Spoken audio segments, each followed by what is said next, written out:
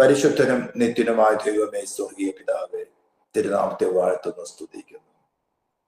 നിന്റെ സ്നേഹത്തിനായി, കരുതലിനായി സ്തോത്രം. നിന്റെ പ്രായശ്ചിത്തം കൊണ്ട് വീണ്ടെടുത്ത ഭൂമിയിൽ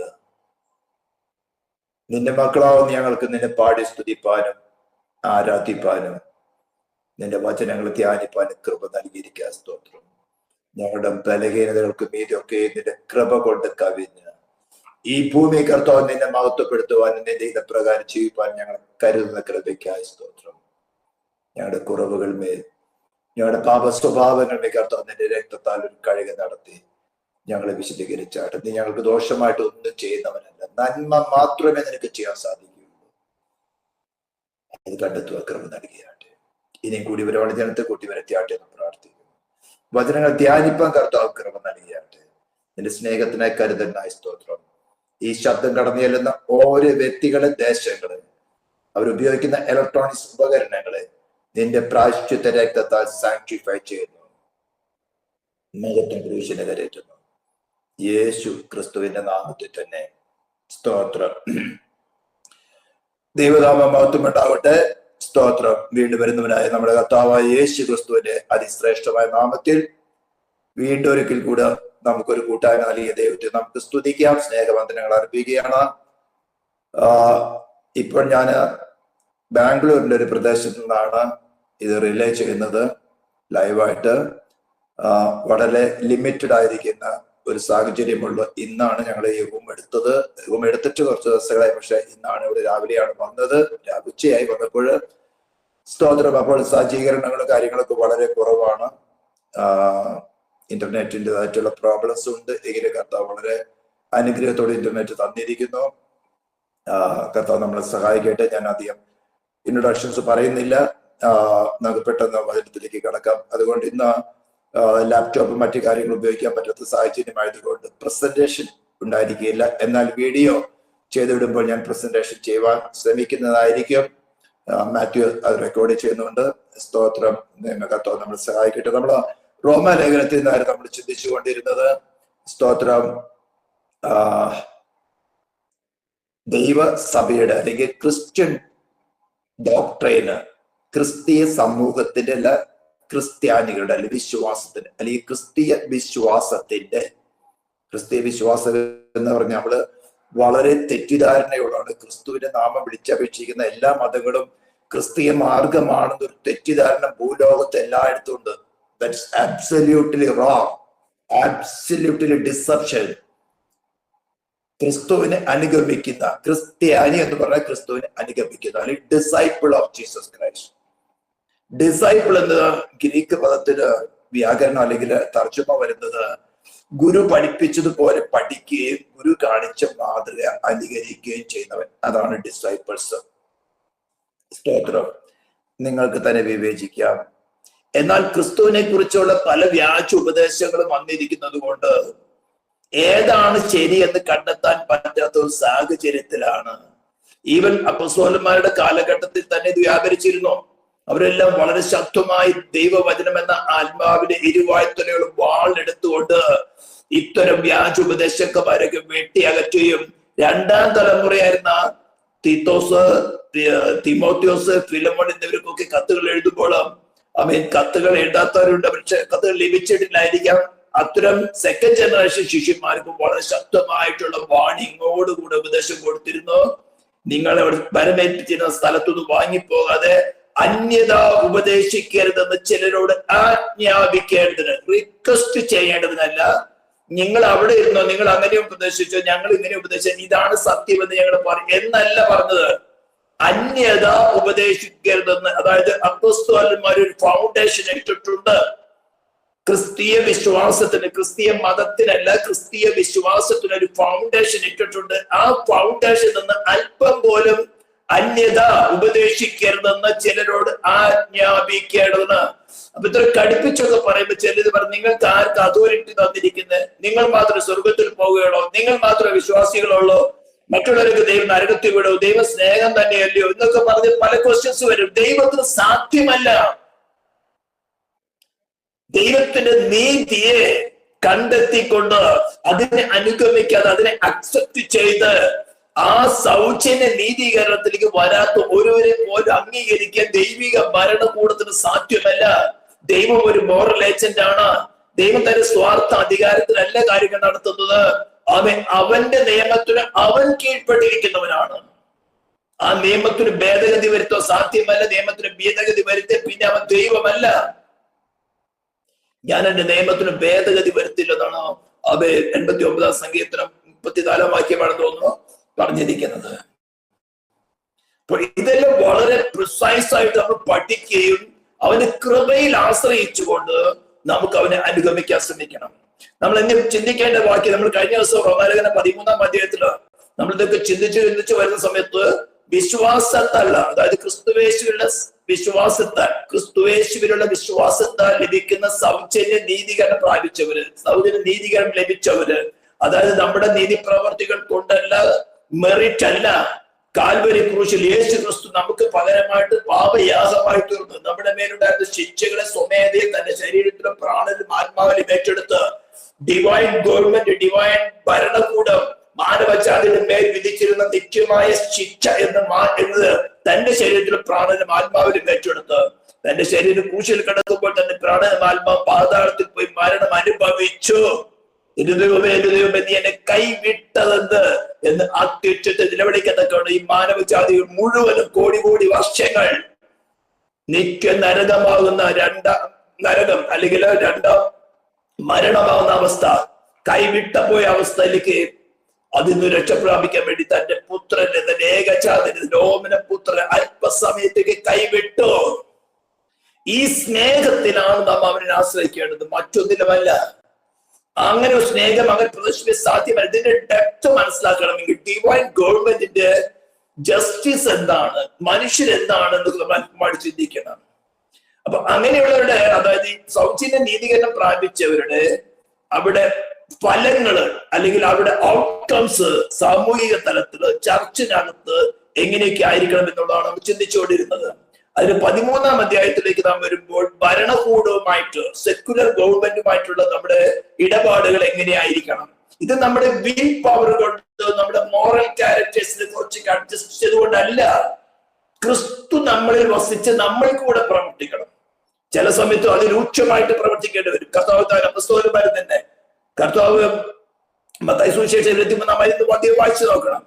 തന്റെ ഉപദേശത്തിനോ അല്ലെങ്കിൽ വചനത്തിനൊക്കെ കീഴ്പ്പെടാതിരുന്ന പരീക്ഷന്മാര്, ശാസ്ത്രികൾ, മൂപ്പന്മാരൊക്കെയും അതിക്രൂരമായിട്ടുള്ള കർത്താവ് ശാസിച്ചത്.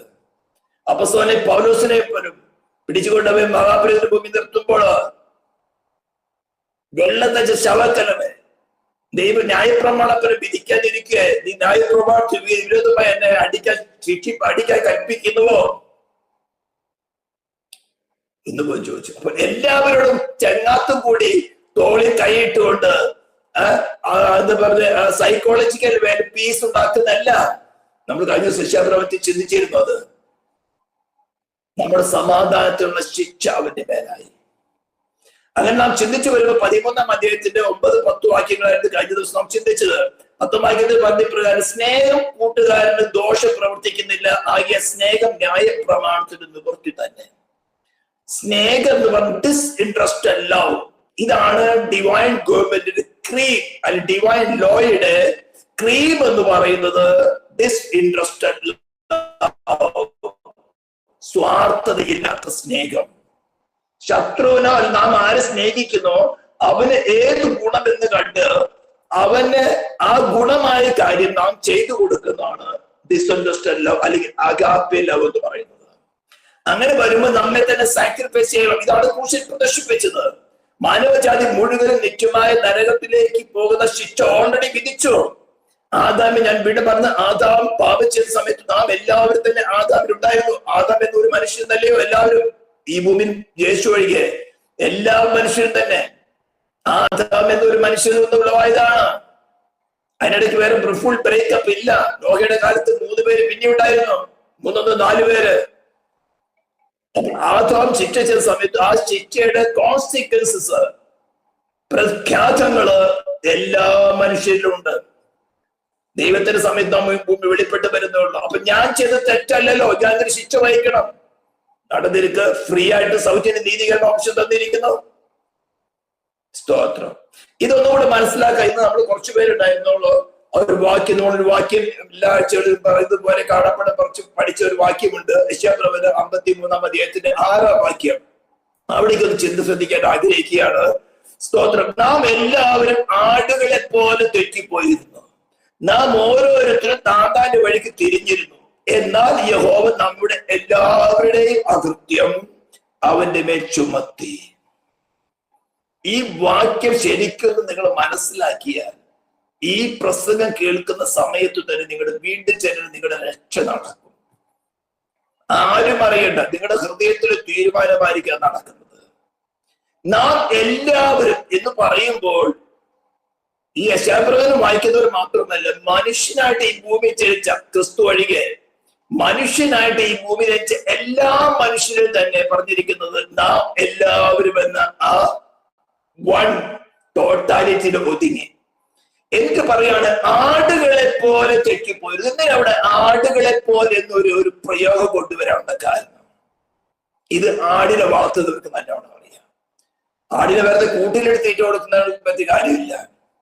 ഈ ആടിനിപ്പോ വേണ്ടത്ര മോഡൽ തീറ്റകളുണ്ടല്ലോ, കൂട്ടിലിട്ടിട്ട് കൂടെ തീറ്റകളെല്ലാം കൊണ്ട് കൊടുത്ത് ആർട്ടിഫിഷ്യൽ ആയിട്ടുള്ള തീറ്റകളുണ്ട്, അല്ലെങ്കിൽ പോച്ചെറിഞ്ഞ് ഇട്ട് കൊടുത്ത്, അല്ലെങ്കിൽ പുല്ലരിഞ്ഞിട്ട് കൊടുത്ത്, അല്ലെങ്കിൽ മറ്റു തീറ്റകൾ കൊടുത്ത് കൂട്ടിൽ നിന്ന് വെളിയിൽ കടക്കാതെ തന്നെ വളർത്തുന്നുണ്ട്. അങ്ങനെ ആത്മാക്കളെ വളർത്തുന്നവർ കുറെ പേരുണ്ട്. അതായത് തന്റെ, ഞാൻ പറയാം, യൊരോബിയാമിന്റെ പോലെ. യൊരോബിയാമിന്റെ 10 ഗോത്രത്തിൽ നിന്ന് ആണ്ടുതോറും 3 ഉത്സവങ്ങൾക്ക് ആവർത്തന പുസ്തകം 16 വാക്യം അനുസരിച്ചുകൊണ്ട് പുരുഷപ്രജയൊക്കെയും യെരൂശലേം ആലയത്തിലേക്ക് പോകണം. പെസഹയും പുളിപ്പില്ലാത്തപ്പം എന്ന ഉത്സവം ഒരുമിച്ചാണ് വരുന്നത്. വാരോത്സവം, അത് കഴിഞ്ഞ് കൂടാരം പെരുന്നാൾ. ഈ 3 ഉത്സവങ്ങൾക്കും എല്ലാ പുരുഷപ്രജയും തന്നെ യെരൂശലേം ആലയത്തിലേക്ക് പോകണം. അപ്പോൾ ഭയങ്കര കച്ചവടം നടക്കുന്നത്. കാരണം വിവിധ ദേശങ്ങളിൽ നിന്ന് വരുമ്പോൾ വിവിധ കറൻസികളാണ് കൊണ്ടുവരുന്നത്. ഈജിപ്തിൽ നിന്ന് അവന്റെ കറൻസി കൊണ്ടുവരും, സിറിയയിൽ നിന്ന് വരുന്നവന്റെ കറൻസി കൊണ്ടുവരും, റോമിൽ നിന്ന് വരുന്നവൻ അവന്റെ കറൻസി കൊണ്ടുവരും. ഈവൻ ടർക്കിയിലെ ഉണ്ടായിരുന്നു, റഷ്യയിലുണ്ടായിരുന്നു. അങ്ങനെ വിവിധ ദേശങ്ങളിൽ നിന്ന് വരുന്നവർക്ക് അവരുടെ കറൻസി കൊണ്ടുവരുമ്പോൾ വലിയൊരു മണി എക്സ്ചേഞ്ച് മാർക്കറ്റായിരുന്നു അവിടെ. അപ്പൊ അവിടെയൊക്കെ ഈ മഹാപുരോഹിതനാവൻ വലിയ തർക്കമായിരുന്നു അവിടെ. വലിയ, ഇന്ന് പെന്തിക്കോസ്ത് ചർച്ചകൾ ഇലക്ഷൻ നടക്കുന്നത് പോലെ, അല്ലെങ്കിൽ പോപ്പിന്റെ ഒക്കെ ഇലക്ഷൻ നടക്കുന്നത് പോലെ ആ സ്ഥാനം ഒന്ന് പിടിക്കാൻ വലിയ പിടുക്ക. കാരണം എന്താ അറിയാം, വളരെ വരുമാനമാണ്. Even government, Roman government, secular ഗവൺമെന്റിന്റെ ഒരു വലിയ സപ്പോർട്ടും കൂടി ഉണ്ട്. കാരണം മാസപ്പടി കൃത്യമായിട്ട് പീലാത്തോസിനും ഹെറോദാവിനൊക്കെ അങ്ങ് എത്തുമായിരുന്നു.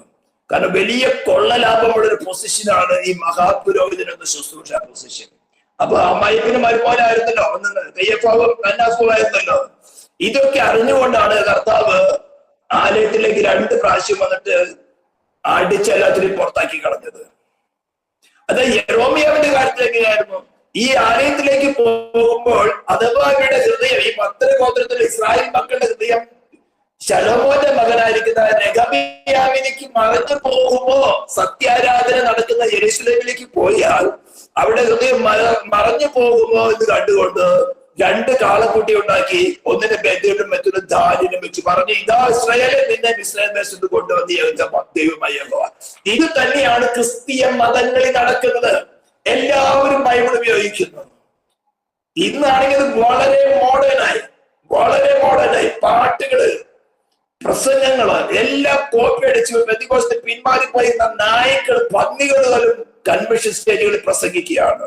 രാഷ്ട്രീയക്കാരും ഭവന പ്രാർത്ഥനകളിലേക്ക് പ്രവേശിക്കുകയാണ്. ഇവിടെയാണ് തിമോഥെയോസിന് കൊടുത്തൊരു വാണിംഗ് ഉണ്ടായിരുന്നു, അന്യത ഉപദേശിക്കരുതെന്ന് ചിലരോട് ആജ്ഞാപിക്കേണ്ടതിന് നീ എഫെസോസിൽ പാർക്കണം. ഇതിനൊക്കെ നമ്മൾ നിർത്തിയിരിക്കുന്നത്. അപ്പോൾ യൊരോബിയാമിനെ പോലെ സത്യാരാധനയ്ക്ക് കടന്നുപോയി അവരുടെ ഹൃദയം ഏക സത്യതയുമായി ക്രിസ്തുവേശുവിലേക്ക് ചാഞ്ഞാലെന്ന് കണ്ടുകൊണ്ട് അവിടെ ഇവിടേക്കും വിഗ്രഹങ്ങളെയോ അല്ലെങ്കിൽ പൂജകൾ ഉണ്ടാക്കി, അവിടെ ഇവിടെ കൺവെൻഷൻ ഉണ്ടാക്കി, അവിടെ ഭവന പ്രാർത്ഥനകൾ ഉണ്ടാക്കി, അന്യഭാഷ പ്രവചനം എന്ന് വേണ്ട. കഴിഞ്ഞ ദിവസം ഞാൻ ചാലക്കുടി ഷോപ്പിൽ കുറച്ച് സാധനങ്ങൾ മേടിക്കാൻ പോയി. അവിടെ ഭയങ്കര പ്രസംഗം നടക്കുകയാണ്. പ്രസംഗം നടക്കുമ്പോൾ കസരത്ത് പ്രസംഗിക്കാതെ അന്യഭാഷ പറഞ്ഞു.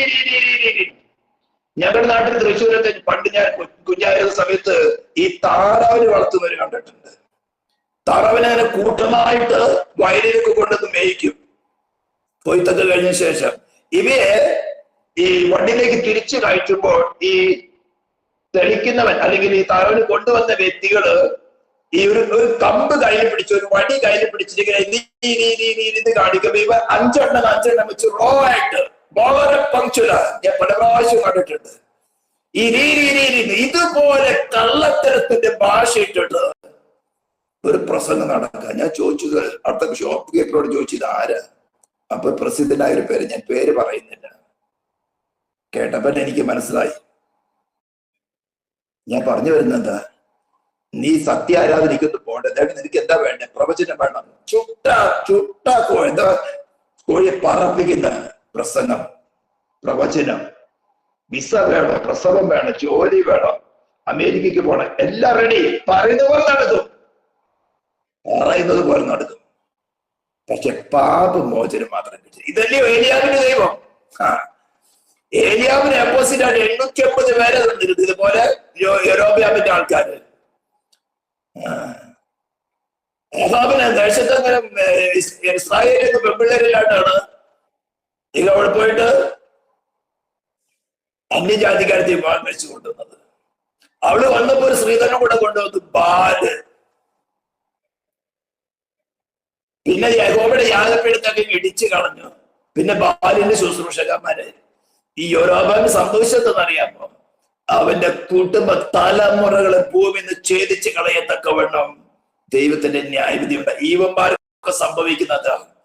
ഞാൻ പറയാൻ കാരണം, ഇത്രമാത്രം വഞ്ചനയുടെ സ്പിരിറ്റ് വ്യാപരിക്കുന്ന സമയത്ത് ഈ വ്യാജോപദേശങ്ങള് നാം പ്രസംഗിക്കുന്ന വചനങ്ങൾ തന്നെ, കുറെയൊക്കെ നാം പറയുന്ന ഇന്റർപ്രിട്ടേഷൻസ് തന്നെ, വേറെ അന്യഭാഷകൾ, പ്രവചനങ്ങൾ നടക്കുന്നതൊക്കെ കാണുമ്പോൾ നിങ്ങൾക്ക് ഒരുപക്ഷെ തോന്നിപ്പോകും അവരും ദൈവവചനം അന്യ പ്രസംഗിക്കുന്നത്. പൗലോസോട് ചോദിച്ച പോലെ അവരും ഫിലിപ്പിലേത്തില് അവരും ക്രിസ്തുവിനെ അല്ലയോ പ്രസംഗിക്കുന്നത്. ഇത് മറ്റൊരു യേശുവാണ്, സൈത്താന്റെ മറ്റു അവതാരങ്ങളാണ്, സാത്താൻ ദുഷ്ടാത്മാക്കളും കൊടുക്കുന്ന അന്യഭാഷകളാണ്. It's not true.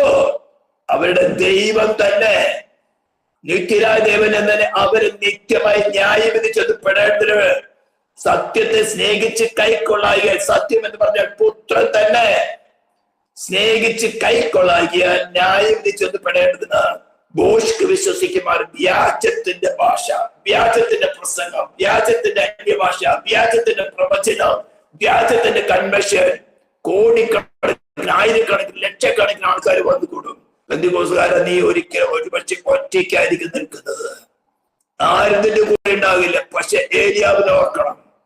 850 അശേരിന്റെയും ബാലിന്റെയും പ്രവാചകന്മാരുണ്ടായപ്പോ ഏലിയാവ് പറഞ്ഞു, നിങ്ങൾ ആള് കുറെ ഉണ്ടല്ലോ, നിങ്ങൾ കാളെ ശരിയാക്കി ആദ്യം നിങ്ങൾ അങ്ങ് കത്തിക്ക്, വിറകടക്കി, യാഗപ്പെടുത്ത വിറകടക്കി, തീ കൊടുക്കരുത്. ആരും ദൈവം തീ ഇറക്കി യാഗം ദൈവിപ്പിക്കുന്നോ അത് യഹോവ ദൈവം. അപ്പൊ യാഗപീഠം എന്താണ് കാണിക്കുന്നത് അത് മനസ്സിലാക്കണം. നമ്മുടെ ശാസ്ത്രത്തിൽ തിരിച്ചു വരും. യാഗപീഠം കാണിക്കുന്നത് ആ യാഗവസ്തു ആരെയാണ് റെപ്രസെന്റ് ചെയ്തത്? കർത്താവായ യേശു ക്രിസ്തുവിനെ. അതായത് യേശു ക്രിസ്തുവിൽ മാനവജാതിയുടെ പാപം ക്ഷമിക്കും. ഏലിയാവിന്റെ വിഷയത്തിലാണെങ്കിൽ അവര് വഴിതെറ്റിപ്പോയിരുന്നു. യഹോവയുടെ ആലയത്തിന്റെ യാഗപീഠങ്ങളൊക്കെ ഇടിച്ചു കളഞ്ഞു, ബാലിന്റെ യാഗപീഠങ്ങൾ ചെയ്തു, യഹോവയുടെ പ്രവാചകന്മാരെ കൊന്നൊടുക്കി. അവിടെ മാന്യനുണ്ടായിരുന്നു, ഒബേദ് എന്ന് പറയുന്നത്. യഹോവയുടെ പ്രവാചകൻ, ഞാൻ ബാല്യം മുതലേ യഹോവ ഭക്തനായിരുന്നു പറഞ്ഞത്. യഹോവയുടെ പ്രവാചകന്മാരെയൊക്കെ കൊന്നൊടുക്കുന്ന സമയത്ത് ഞാൻ 50 പേരെ 100 പേരെ ഒളിപ്പിച്ച് ആഹാരം വെള്ളം കൊടുത്തോണ്ടിരുന്നു.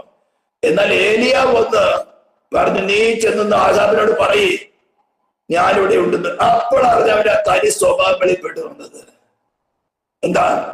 ഞാൻ ഇവിടുന്ന് പോയി ആദാമിനോട് പറയുകയും ആദാമ് വന്നുമ്പോൾ നിന്റെ ദൈവമായ യഹോവ നിന്നെ ഇവിടുന്ന് എടുത്തു മാറ്റി കൊണ്ടുപോയ എന്റെ ജീവൻ കിണിയെ തരും. അപ്പൊ അവിടെ എന്താ? ഓബദ്യാവ് യഹോവ ഭക്തനാണ്. ഒന്നെന്താ? തന്റെ ജീവനെ കുറിച്ചുള്ള പേടി. പിന്നെ ഏലിയാവിന്റെ ദൈവത്തിന്റെ വിശ്വാസമുണ്ട്. വേണി ഏലിയാവിനെ രക്ഷിക്കാൻ വേണ്ടി ദൈവം അവിടുന്ന് എടുത്തുകൊണ്ട് ഈ ഏലിയാവിന്റെ ദൈവത്തെ അല്ലേ ഓബദ്യാവ്, യഹോവ ഭക്തനായ ഓബദ്യാവ് നീ വിളിക്കുന്നത്? ഇവിടെ വിശ്വാസത്തിന്റെ ഡിഫറൻസ് നിങ്ങൾക്ക് മനസ്സിലാവുന്നുണ്ടോ? വചനം വായിക്കുമ്പോൾ നമുക്ക് തോന്നുന്നു യഹോവ ഭക്തനാണ്, നല്ല കാര്യമല്ലേ ചെയ്തത്, ഇസബല യഹോവയുടെ പ്രവാചകന്മാരെ വെട്ടിക്കൊണ്ടുകൊടുക്കുന്ന സമയത്ത് 50 പേര് 100 പേര് ദിവസം പ്രതി ഒരു നേരം 2 നേരം തന്നെ ആഹാരം കൊടുക്കണമെങ്കിൽ ആഹാബിന്റെ കണ്ണിൽ നിന്ന് സേനാധിപതികളുണ്ട്, പട്ടാളക്കാരുണ്ട്. അവരുടെ കണ്ണിൽ നിന്ന് ഒളിച്ചു വെച്ചുകൊണ്ട് എവിടെയെങ്കിലും ഒളിച്ചു വെച്ച് ഒരു നേരെങ്കിലും വെച്ചാൽ 100 പേർക്ക് ആഹാരം കൊടുക്കണമെങ്കിൽ നടക്കുന്ന കാര്യമാണ്. അതാ ചെയ്തെന്നാ പറയണേ. പക്ഷെ എന്തുകൊണ്ട് ഉള്ളില് സ്വസ്നേഹം കിടക്കുക? കാരണം എന്താ അറിയാമോ? അവിടുത്തെ ഫിനാൻസ് മിനിസ്റ്ററാണ്, നല്ല വരുമാനമുള്ള പൊസിഷനിലാണ് നിൽക്കുന്നത്. ആഹാബിന്റെ കൂടെ നിൽക്കണ ഏലിയാവിന്റെ കൂടെ വേണം. എന്റെ യജമാനായ ഏലിയാബ് എന്നാ പറയുന്നത്. കബടി വീണ നമസ്കരിച്ചത്. പക്ഷെ കാര്യത്തോടെ അടുത്ത് നീ പോയി ആഹാബിനോട് പറയും ഞാൻ എവിടെ ഉണ്ടെന്ന്. അവന്റെ വിശ്വാസം ഏലിയാവിന്റെ വിശ്വാസം തമ്മിലുള്ള ഡിഫറൻസ് അവൻ തന്നെ പറയാണ്. നിന്നെ രക്ഷിക്കാൻ വേണ്ടിയിട്ട് ഒരു പക്ഷേ ഞാൻ ഇവിടുന്ന് പോയി ദൈവത്തിന്റെ ആത്മാവ് നിന്റെ ഇവിടുത്തെ എടുത്തുകൊണ്ട് പോകും. ആഹാബ് ഇവിടെ വന്ന് എന്നെ കണ്ടില്ലെങ്കിൽ എന്റെ ജീവൻ കിണിയിലാവും. അപ്പൊ എന്താ? സ്വസ്നേഹം പോയിട്ടില്ല. ഇനി ഞാൻ ഇവിടേക്ക് വരാം. പിന്നെ അവിടെ നടന്നെന്താണെന്നൊക്കെ അറിയാലോ. ഭാര്യയുടെ പ്രവാചകന്മാരെ ഉച്ചവരെ കിടന്ന തുള്ളിയെല്ലാം കാണിച്ചു. പക്ഷേ അവരുടെ ദൈവങ്ങൾക്ക് പാപം ക്ഷമിക്കുവാൻ സാധ്യമല്ല. യാഗപീഠത്തിൽ തീ എന്ന് പറയുന്നത് അനുഗ്രഹമല്ല, ദൈവക്രോധം തന്റെ പുത്രന്റെ മേൽ ചൊരിയുന്നതിന്റെ അടയാളമായിരുന്നു. ഇസ്രായേൽ പാപം ചെയ്തിട്ടും ഏലിയാവ് കാണിക്കാൻ പോകുന്നതാണ്. സ്തോത്രം. 10 ഗോത്രങ്ങളെ തെറ്റിപ്പോയി, 2 ഗോത്രങ്ങൾ അപ്പുറത്തെ യഹൂദയിൽ കിടക്കുന്നേ ഉള്ളൂ. എന്നാൽ 12 കല്ലെടുത്തുകൊണ്ട് ഇസ്രായേൽ ഇത് വിളിക്കപ്പെടുന്ന 12 ഗോത്രങ്ങൾ കൂടി ചേരുമ്പോഴാണ് 12 കല്ലെടുത്തുകൊണ്ട് യാഗപീഠം പണിതു. പിന്നെ ചുറ്റും വെള്ളമൊഴിച്ചു, വിറകുകൾ അടക്കി, യാഗവസ്തുവിനെ വെച്ചു. ഇനി ആർട്ടിഫിഷ്യൽ തീയൊന്നല്ല ഇത് ദൈവ പാപക്ഷമ, ക്രിസ്തുവിൽ പാപം ക്ഷമിക്കുന്നതിന്റെ അടയാളമായിട്ട് ദൈവം തന്നെ തീ ഇറക്കട്ടെ. ഒരു ചെറിയ പ്രാർത്ഥന. എന്താ? അനുസരണത്തിൽ നടക്കുന്ന ഒരു ഏലിയാവിനെയാണ് നമുക്ക് 17-ാം അധ്യായം തുടങ്ങി കാണാൻ സാധിക്കുന്നത്. 1 രാജാക്കന്മാര്. അപ്പൊ ദൈവമായിട്ട് അനുസരണത്തിൽ നടക്കുന്ന ഒരു ചെറിയൊരു പ്രാർത്ഥന മതി. ദൈവം ക്രിസ്തുവിന്റെ ജനത്തിന്റെ പാപം ക്ഷമിക്കുമെന്നുള്ള അടയാളമായിക്കൊണ്ട് ആ യാഗപീഠത്തിൽ വിറകും കല്ലും മണ്ണും എല്ലാം ദഹിപ്പിച്ചു കളഞ്ഞു. പാപമോചനം ക്രിസ്തുവിൽ മാത്രമേ ഉള്ളൂ. പാപമോചനം എല്ലായിടത്തും ഇല്ല. ബാലിന്റെ പ്രവാചകന്മാര്, ബാലിന്റെ അന്യഭാഷകള്, ബാലിന്റെ പ്രദർശനങ്ങള്, കൺവെൻഷനുകളൊക്കെ അവിടെ ഇവിടെ നടക്കും. ശബന്തിഗോസാര, നീ ഏലിയാവിന്റെ ദൈവത്തെയാണ് വിളിക്കുന്നെങ്കിൽ, നീ പാപക്ഷമയ്ക്ക് വേണ്ടിയാണ് ക്രിസ്തുവിന്റെ അടുത്ത് വന്നിരിക്കുന്നെങ്കിൽ, നീ ഒരു പക്ഷെ ഒറ്റയ്ക്കായി നിൽക്കും. പക്ഷേ ഏലിയാവിന്റെ ദൈവം നിന്റെ കൂടെയുണ്ട്. അവൻ മാറുന്നവനല്ല. ഇത് യശാപ്രവചനത്തിലേക്ക് വന്നാൽ ഇവിടെ പറയാണ്, നാം എല്ലാവരും ആടുകളെ പോലെ തെറ്റിപ്പോയിരുന്നു. ഈ ആടുകൾക്ക് ഒരു സ്വഭാവമുണ്ട്. നല്ലവണ്ണം ഈ തീറ്റാൻ കൊണ്ടുപോകും. ഞാൻ വളരെ പ്രാവശ്യം കുഞ്ഞിൽ ചെയ്തിട്ടുള്ള കാര്യമാണ്. തീറ്റാൻ കൊണ്ടുപോകുന്ന സമയത്ത് എവിടെയൊക്കെ വള്ളിയും ഏറ്റവും കൂടുതൽ തിന്നാൻ ഇഷ്ടം വള്ളിയും ഈ പടർന്നു കിടക്കുന്ന കാര്യങ്ങളൊക്കെയാണ്. ഏത് ചിലപ്പം പിടിച്ചെന്ന് കടിച്ചു തിന്ന് നോക്കും. ചില വിഷകരമായിട്ടുള്ള പോച്ചകളുണ്ട്, ഇലകളുണ്ട്. ഉദാഹരണം കപ്പയുടെ ഇല. ചിലയിടത്ത് കപ്പ എന്ന് പറയും, ചിലയിടത്ത് കൊള്ളി എന്ന് പറയും. തൃശ്ശൂർ ജില്ലയുടെ കൊള്ളി എന്നാ പറയാ.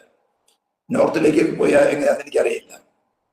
അപ്പൊ നിങ്ങൾക്കറിയില്ല, കപ്പയുടെ ഇല അല്ലെങ്കിൽ തൊലിയൊക്കെ തിന്നു കഴിഞ്ഞാൽ ഒരു 2-3 മണിക്കൂറിനുള്ളിൽ ആട് ചാവും. ചില ഇലകൾ തിന്നു കഴിഞ്ഞാൽ ചാവും. ചിലത് തിന്നു കഴിഞ്ഞാൽ ഉടനെ ചാവില്ല, ഉള്ളില് വളർച്ച മുരടിക്കും. നല്ല തീറ്റ കൊടുക്കും, പക്ഷെ ആട് വളർച്ചയിൽ മുരടിച്ചു പോകും. അപ്പൊ പറയും കണ്ണേറ്റതാണ്, അതാണ് ഇതാണെന്നൊക്കെ.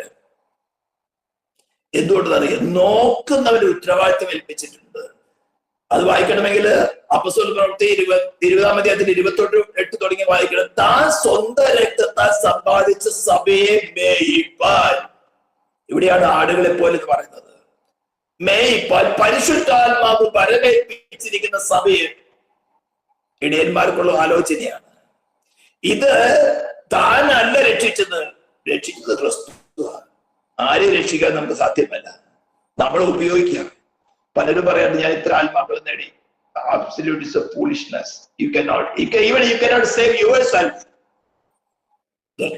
ക്രിസ്തു മാത്രമേ ഉള്ളൂ.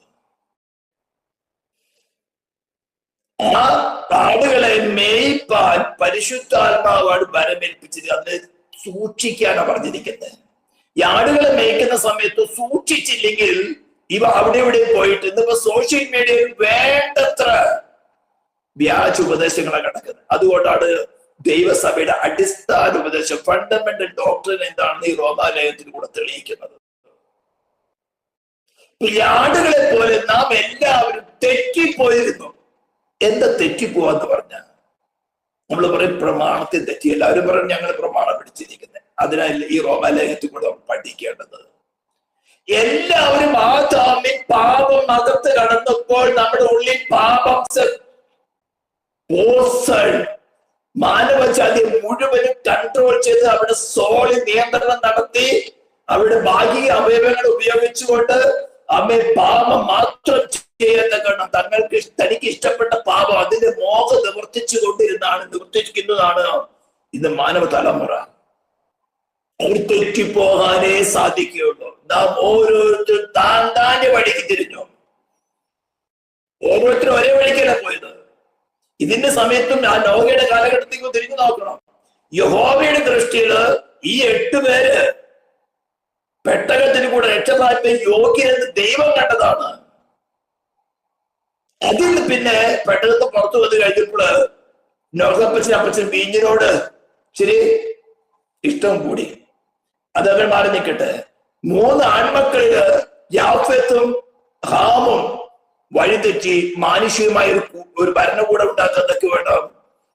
10-ാം അധ്യായം ഉൽപ്പത്തി പുസ്തകം വായിക്കുകയാണെങ്കിൽ കൂശിന്റെ ഹാമിന്റെ തലമുറയിൽ വന്നാണ് കൂശിന്റെ ഭാര്യയാണ് സെമീറാമൈസ്. വൈഭവചനത്തിലില്ല, പക്ഷെ നിങ്ങൾ ഹിസ്റ്ററി എടുത്ത് വായിച്ചു നോക്കിയാൽ അറിയാം.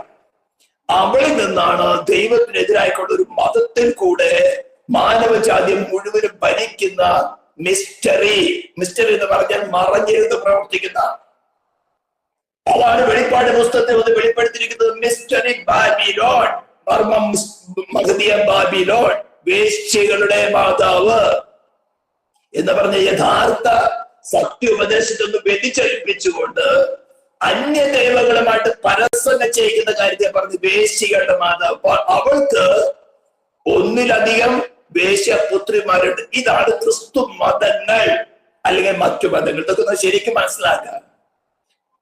എല്ലാവരും സ്വർഗത്തിൽ പോകുന്ന പറഞ്ഞ് ചിന്തിച്ചുകൊണ്ടിരിക്കേണ്ട,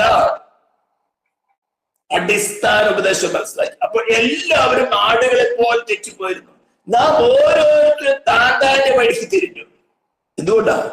അകത്തിരിക്കുന്ന പാപത്തിന് അത് ചെയ്യാൻ സാധിക്കുകയുള്ളൂ. ചിലർ മദ്യപാനത്തിലേക്ക് തിരിഞ്ഞു, ചിലർ വെറിക്കോത്തിലേക്ക് തിരിഞ്ഞു, ചിലർ നുണ പറയുന്നതിലേക്ക് തിരിഞ്ഞു, ചിലർ ആത്മഹത്യയിലേക്ക് തിരിഞ്ഞു, ചിലർ വേശ്യാപ്രവർത്തിയിലേക്ക് തിരിഞ്ഞു, ചിലർ മതങ്ങൾ ഉണ്ടാക്കാൻ തിരിഞ്ഞു, ചിലർ തവണ നടത്തി. കോടിക്കണക്കിന് സ്വഭാവം ഇത് ബൈബിളിൽ എഴുതിയിട്ടില്ല. ഞാനെന്താ ഇത് സാധാരണ സന്തതി അവന്റെ ഇഷ്ടത്തിന് കൈ പ്രവർത്തിക്കും.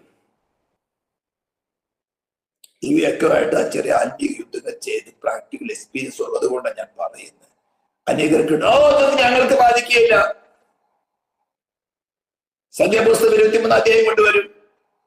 ആബിയാരും ഇസ്രായേലിൽ ഫലിക്കയില്ല, ലക്ഷണവതി യാക്കോബിനെ ഏൽക്കയില്ല. ഹോ, കാട്ടുപോത്തിനെ പോലെ വരമുണ്ട്. യെസ്, നീ ഒന്ന് നിൽക്ക് ക്രിസ്തുവില്. നീ ക്രിസ്തുവിൽ വസിക്കുന്നെങ്കിലൊക്കെ ശരിയാ. ക്രിസ്തുവിന്റെ നാമം എടുത്തോണ്ട് കാര്യമില്ല. സ്തോത്രം. എന്നാൽ നമ്മുടെ എല്ലാവരുടെയും അകൃത്യം യഹോവ അവന്റെ മേൽ ചുമത്തി. ഇതിന്റെ നെസസിറ്റി എന്താണ്? അപ്പൊ എല്ലാവർക്കും അകൃത്യം ചെയ്യാനേ പറ്റുള്ളൂ, വഴി തെറ്റിപ്പോകാനേ സാധിക്കുള്ളൂ. ആടുകളെ പോലെ അത് തെളിക്കാൻ നയിക്കാൻ ഒരുവനില്ലെങ്കിൽ ആടുകളെ തെറ്റിപ്പോകുകയുള്ളൂ. അതുകൊണ്ടാണ് ഈ പാസ്റ്റർ വേല ചെയ്യുന്നത്. വ്യാജമായിട്ടുള്ള ഉപദേശങ്ങൾ തിന്നാനോ കുടിക്കാനോ പോകുമ്പോൾ ചില വടിയെടുക്കും. കാരണം നിങ്ങൾ ആത്മീയമായിട്ട് മരിക്കും നിശ്ചയം. ജഡത്തിന്റെ പ്രവൃത്തികൾ കാണുമ്പോൾ നിങ്ങൾ മരിക്കും നിശ്ചയം ഉള്ള ശബ്ദമായിട്ട് താക്കി തരും. ഓരോരുത്തരും ബുദ്ധി പറയും. കാരണം നിങ്ങളെ രക്ഷിച്ചവനാണ് നിങ്ങളെ മേയിപ്പാൻ ഭാരം കൽപ്പിച്ചിരിക്കുന്നത്. കണക്ക് കൊടുക്കണം. ഡിവൈൻ ഗവൺമെന്റ് ഓൾറെഡി ശിക്ഷ വിധിച്ച, നിത്യമായ മരണം എന്ന് ശിക്ഷ വിധിച്ച മനുഷ്യരാണ് ഈ ഭൂതലത്തിലുള്ളത്. അതിനെ മാറ്റുവാൻ ദൈവത്തിന് സാധ്യമല്ല. അതിന്റെ നിയമത്തിന് ഭേദഗതി വരുത്തുന്നവനല്ല. അങ്ങനെയിരിക്കെ ക്ഷമിക്കാൻ സാധ്യമല്ല. എന്നാൽ ശിക്ഷാവിധി നടത്തിയേ പറ്റുള്ളൂ. ഇങ്ങനെ ഒരു പ്രതിസന്ധിയാണ് ദൈവത്തിനും സകല മാനവജാതിക്കും ഇടയിലുള്ളത്. അതാണ് നമ്മൾ 2 അധ്യായത്തിന്റെ 5-ാം വാക്യത്തിൽ വായിക്കുന്നത്. ദൈവം ഒരുവനല്ലോ, ദൈവത്തിനും മനുഷ്യർക്കും ഇടയിൽ ഏക മധ്യസ്ഥൻ. ദൈവം ഒരു പക്ഷത്തും സകല മാനവജാതിയെ ഒരു പക്ഷത്തും നിൽക്കുമ്പോൾ ഇതിനിടയിൽ ഒരു മധ്യസ്ഥന്റെ ആവശ്യകത വന്നത് എന്താണ്? ദൈവത്തിന് മാത്രം സ്നേഹസമ്പന്നായതുകൊണ്ട് അത് ക്ഷമിച്ചുകൂടെയോ? നോ. തന്റെ പാപത്തിന് ശിക്ഷ വിധിച്ചേ പറ്റുകയുള്ളൂ. ശിക്ഷ വിധിക്കാതെ ക്ഷമിച്ചാൽ എന്ത് സംഭവിക്കും? ഈ മാനവജാതി മുഴുവൻ ദൈവം ക്ഷമിക്കുന്നവനാ, ക്ഷമിക്കുന്നവൻ ദൈവം ക്ഷമിച്ചോളൂ. കർത്താവേ ക്ഷമിക്കണം, തെറ്റും പറ്റുമോ? ഇമ്പ്യൂണിറ്റി. തെറ്റ് ചെയ്താലും ശിക്ഷിക്കപ്പെടുകയുള്ള മനോബോധം പ്രജകളുടെ ഉള്ളിൽ കടന്നു പോകുന്നത് തെറ്റ് ചെയ്യാൻ ഭയമില്ലാതെ അതല്ലെന്ന് സംഭവിച്ചു പോയത്. അങ്ങനെ ആ പാപത്തെ ആണ് ക്രൂശിൽ പ്രദർശിപ്പിക്കുന്നത്. പാപം അറിയാത്തവനെ നാം അവന് ദൈവത്തിന്റെ നീതിയാകേണ്ടതിന് പാപമാക്കി. ആ പാപമാണ് ക്രൂശിൽ കിടക്കുന്നത്. പാപത്തിന്റെ മേൽ ദൈവ ക്രോധാഗ്നിയാണ് പുത്രന്റെ മേൽ ചൊരിഞ്ഞത്. അതാണ് ഏലിയാവിന്റെ യാഗപീഠത്തിൽ കാണിച്ചത്. ആക്ച്വലി ക്രൂശിൽ കിടക്കുമ്പോൾ, ക്രിസ്തു ക്രൂശിൽ കിടക്കുമ്പോൾ തന്നെ പ്രാണനും ആത്മാവും ആ കത്തുന്ന തീപ്പൊയിൽ പാതാളത്തിലേക്ക് കടന്നെന്ന് തന്റെ പ്രാണനും ആത്മാവ് ശിക്ഷ അനുഭവിച്ചു. മാന്യന്മാരായ പ്രശസ്തന്മാരെ പല പാസ്റ്റർമാരും ഇത് അംഗീകരിക്കുന്നില്ല. പക്ഷെ അംഗീകരിച്ചില്ലെങ്കിൽ അവരുടെ കാര്യം. മനുഷ്യരിൽ പാപം ആരംഭിച്ചത് പ്രാണനിലാണ്. പ്രാണനിലാണ് ഇന്റലക്ട് വസിക്കുന്നത്. അവിടെയാണ് സാത്താന്റെ കമ്മ്യൂണിക്കേഷൻ കടന്നു വന്നത്. അവിടെയാണ് മോഹം ജനിച്ചത്. അവിടെയാണ് വൃക്ഷമെന്ന് കാൺമാൻ നല്ല തിന്മാൻ നല്ല ജ്ഞാനം പ്രായത്തിൽ കാമ്യമെന്ന് സ്ത്രീ കണ്ടത്. പിന്നീടാണ് അതിന്റെ ഇഷ്ടം ശരീരം പ്രവർത്തിക്കുന്നത്. പാപത്തിന്റെ ആരംഭം പ്രാണനിലാണ്. അതുകൊണ്ട് പ്രാണശിക്ഷ പകരമായിട്ട് ശിക്ഷ അനുഭവിച്ചേ പറ്റുള്ളൂ. യേശുവിന്റെ പ്രാണൻ പാതാളത്തിൽ പോയേ പറ്റുള്ളൂ. ഇത് അംഗീകാരത്തെ ഒറ്റ വരോ. ക്രിസ്തുവിൽ ഉപദേശിക്കുന്നവരല്ല, അന്യത ഉപദേശിക്കുന്നവരാണ്. അവനാണ് താക്കീത്. അന്യത ഉപദേശിക്കരുതെന്ന് ചിലരോട് ആജ്ഞാപിക്കേണ്ടത് ദൈവമക്കളെ, ദൈവദാസന്മാരെ വെച്ചിരിക്കുന്നത്. ഹല്ലേലൂയ. എന്നിട്ട് പറയാണ് നമ്മളെല്ലാവരുടെയും അകൃത്യം അവന്റെ വെച്ചുമുട്ടി. ഇനി റോമാലേഖനം 3-ാം അധ്യായത്തിന്റെ 25 വായിക്കുന്നിടത്ത് നോക്കിയേ. വിശ്വസിക്കുന്നവർക്ക് അവൻ തന്റെ രക്തം മൂലം പ്രായശ്ചിത്തമാകുവാൻ. എല്ലാവരും ചോദിച്ചപ്പോൾ യൂണിവേഴ്സൽ സാൽവേഷൻ അല്ല, വിശ്വസിക്കുന്നവർക്ക്. എന്റെ വ്യക്തിപരമായ പാപം, കാരണം ഞാൻ വഴി തെറ്റിപ്പോയത് നാടുകളെ പോലെ ഞാൻ തെറ്റിപ്പോയിരുന്നു. ഞാൻ എന്റെ വഴിക്ക് പോയിരുന്നു.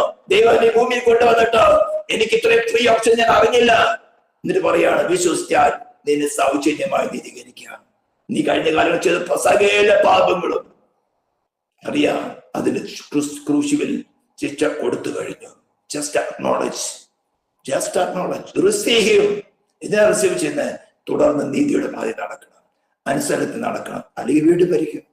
അതിനെ രണ്ടൊരു ചാവാന്ന് പറയുന്നത്, രണ്ടൊരു ചാവാന്ന് പറയുന്നത്. എന്നാൽ നിത്യതയോ നിത്യസ്നേഹവും കൂടി ഞാൻ നിന്നെ സ്നേഹിച്ചിരിക്കുന്നു. വാർദ്ധക്യവരേക്ക് ഞാൻ നിന്നെ ചുമക്കും, നരയ്ക്കുവോളം ഞാൻ ചുമക്കും, ഞാൻ വഹിക്കുകയും ചുമന്ന് പിടിപ്പിക്കുകയും ചെയ്യും. ഈ പ്രത്യാശയോടെ നമുക്ക് മുന്നോട്ട് പോകാം. പ്രാർത്ഥിക്കാൻ. പരിശുദ്ധ തിരുവായ ദൈവസ്വീപിതാവ്, തിരുനാമത്തെ വാർത്ത സ്തുതിക്കുന്നതിന്റെ കൃപകൾക്കായ സ്തോത്രം. തിരുവത്തിൽ ധ്യാനിപ്പാൻ കൃപ നൽകിയല്ലോ. എന്റെ സാന്നിധ്യത്തിനായി സ്തുതിക്കുന്ന കർത്താവ്, ഈ ശബ്ദം കേൾക്കുന്ന ഓരോ ജനത്തെയും ക്രിസ്തു യേശുവിൽ വിശദീകരിച്ച് ദൈവരാജ്യത്തിന് വേണ്ടി പ്രവർത്തിക്കുവാനാണ് പ്രാർത്ഥിക്കുന്നു. യേശു ക്രിസ്തുവിന്റെ നാമത്തിൽ തന്നെ.